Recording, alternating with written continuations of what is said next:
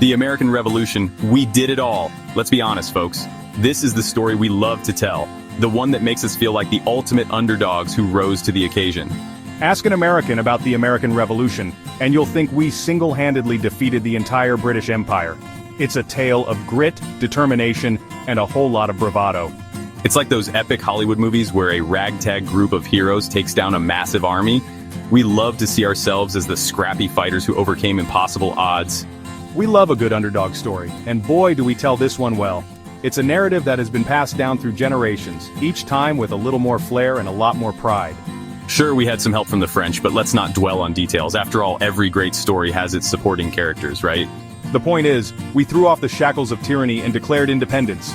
It was a bold move, a statement to the world that we would no longer be oppressed. We formed a nation where all men are created equal. At least that's the ideal we strive for, even if the reality has been a bit more complicated.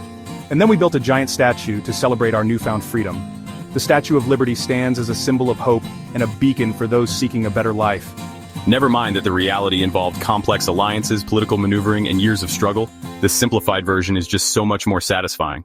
We prefer the simplified version where we're the heroes, bravely fighting for liberty in our powdered wigs and breeches. It's a romanticized view, but one that captures the imagination. It's a more inspiring narrative, don't you think? One that makes us proud of our heritage and hopeful for the future. Toga! Ancient history? Oh, you mean that time of gladiators, emperors, and those bedsheet-wearing Greeks? Yeah, we've seen Gladiator, we get it. It was a wild time. Lions in the Colosseum, chariots racing, grapes being fed to people lounging on couches. You know, the usual Tuesday. We might not always remember the difference between the Roman Empire and the Ottoman Empire. And sure, we might think Socrates was a philosopher who invented a delicious beverage. But hey, we're trying. We know history is important. Plus, those togas look surprisingly comfortable. Now, our knowledge of world geography might need a little work. It's not that we don't care about the rest of the world, it's just that sometimes we get a bit mixed up. We're not always sure where every country is located, you know, like when you think Italy is somewhere near Australia. Sometimes we confuse Austria and Australia. They both start with A, right? It's an easy mistake to make. And we might point to Canada when asked about Mexico. It's not that we don't know, it's just that maps can be tricky. Look, maps are confusing, okay? They have all these lines and colors, and sometimes it's just hard to keep track. But here's the thing, we're working on it. We're putting in the effort to understand the world better. We're trying to learn more about the world beyond our borders. We're reading, studying, and even planning trips. We're embracing different cultures and cuisines, from sushi to tacos. We're expanding our palates and our minds. We're even attempting to speak other languages, though our attempts at French might sound more like a dying walrus. But hey, it's the effort that counts. Yep, we're getting there, one step at a time. It's a journey, and we're making progress every day. Section 4, those funny accents and their quaint customs. Let's talk about those other countries. You know, the ones that seem so different yet so intriguing. The places where everything feels like an adventure from the moment you step off the plane. You know, the ones with the cute accents and the interesting customs.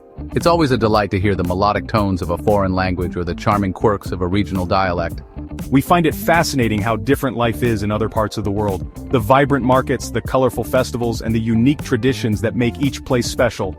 Like, did you know that in some countries they drive on the wrong side of the road? Crazy, right? It's one of those things that really makes you stop and think about how diverse our world is. And don't even get us started on the food. The culinary landscape is a whole new world to explore, with flavors and dishes that can be both exciting and intimidating. Escargot, haggis, blood sausage. These are just a few examples of the adventurous eats you might encounter.